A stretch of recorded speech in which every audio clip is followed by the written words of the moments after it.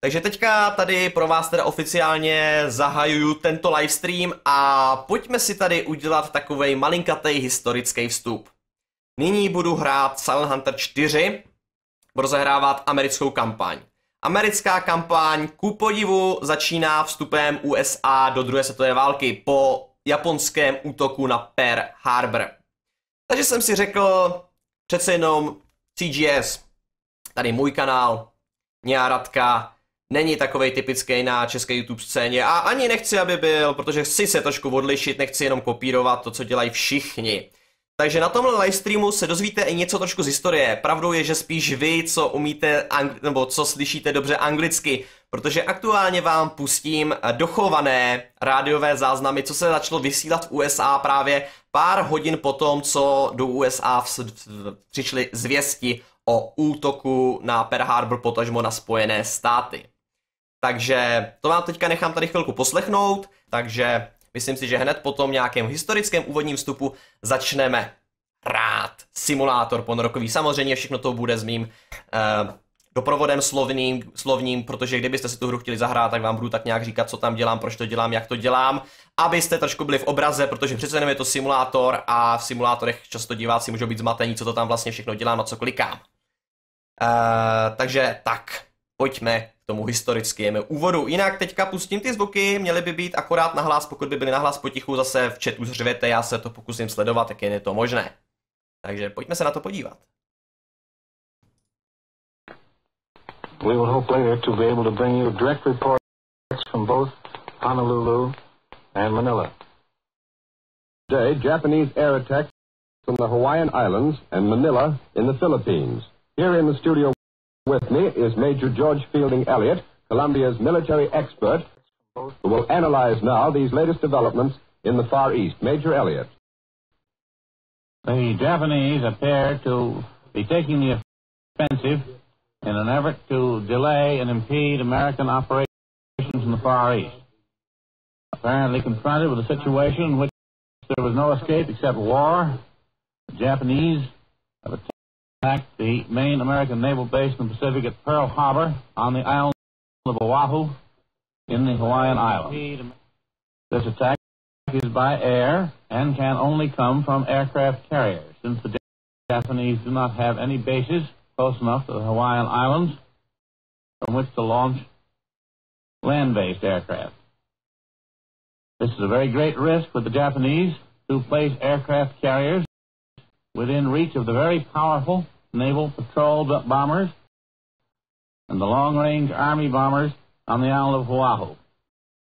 It is a risk which would only be assumed as a very desperate measure, one which may well result in the loss of the carriers that are making the attack, but may also gain for the Japanese important time to carry out operations in the Far East because of the damage that they may inflict on the naval base and shipping in Oahu, and thus delay the proceeding of the United States Pacific Fleet to the Western Pacific. That is probably the Japanese object, and we don't know yet what success they've had in carrying it out.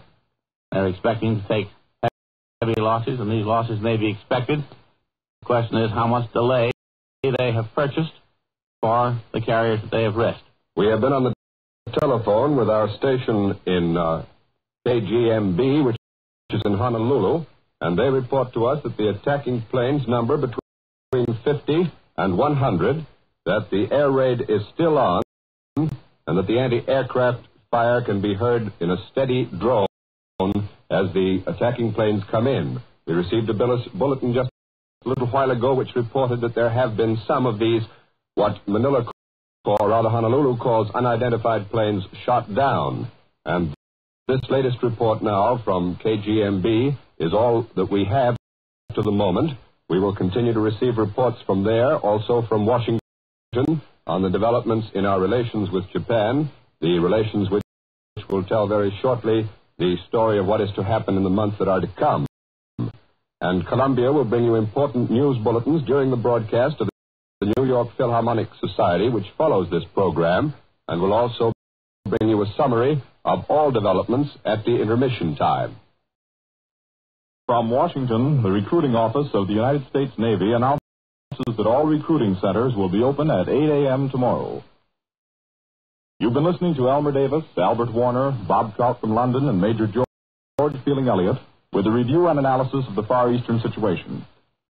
The Wrigley Company has told us that we may interrupt their program at any time to bring you the latest bulletins. But now, we return you to our regularly scheduled program. This is CBS in America calling Honolulu. Go ahead, Honolulu.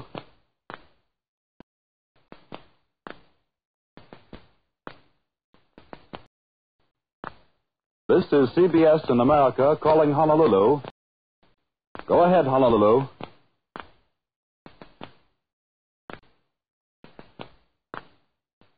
Go ahead, Honolulu.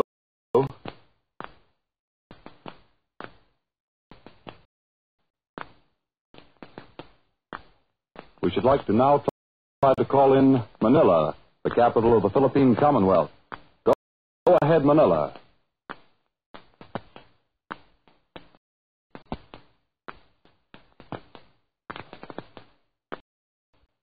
This is CBS in America calling Manila. Go ahead.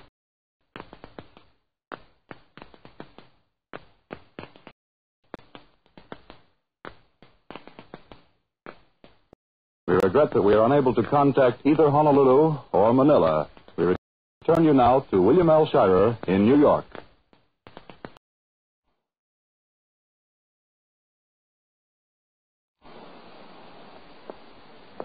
Ladies and gentlemen, we're standing by for further word from Honolulu, and we expect to rejoin them in just a moment. However, here's a bulletin which has just come into the NBC newsroom in New York.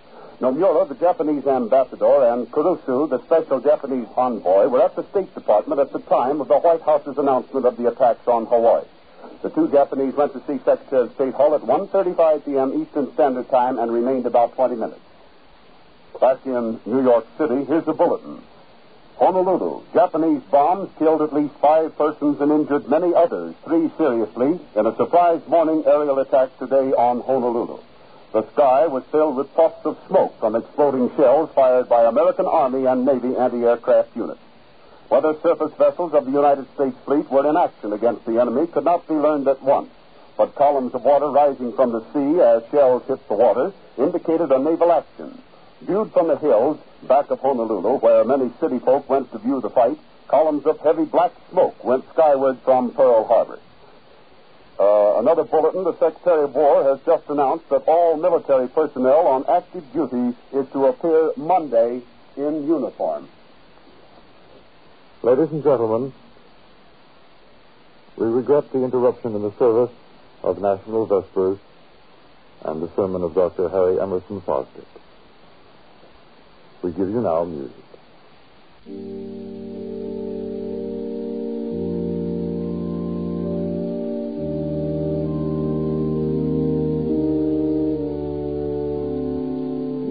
Shortly past noon on December 8th, President Roosevelt emerged from the White House on his way to the Capitol building, wrapped in his big, dark naval cape.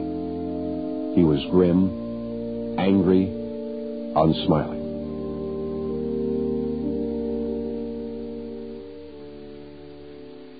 The Capitol of the United States, December 8, 1941. Today, the Congress of the United States convenes in a solemn joint session, a session that will hear the President of the United States deliver his message that will ask for a declaration of war with Japan. The House chamber, always looking small and overcrowded, has today attained a dignity that overcomes even the great girders that temporarily support the glass roof of the chamber. The galleries started filling early this morning and, of course, are now packed. To witness this historic occasion are most of the dignitaries and officials of the Capitol. At 12 o'clock, the Speaker of the House, Sam Rayburn, called the House to order after a brief prayer by the chaplain of the House, Dr. James Sherrill Montgomery. The House passed the resolution which provided for the joint session and then recessed until the call of the chair, which is expected shortly before 12:30. The Supreme Court at this time, I believe, is walking into the chamber, and the cabinet is also coming in at this time. And so after they come in, the President of the United States will arrive, and at that time we intend to turn you over to the Speaker's platform. We'll take you now to the Speaker's platform as the President is arriving. Senators and representatives, I have the distinguished honor of presenting the President of the United States.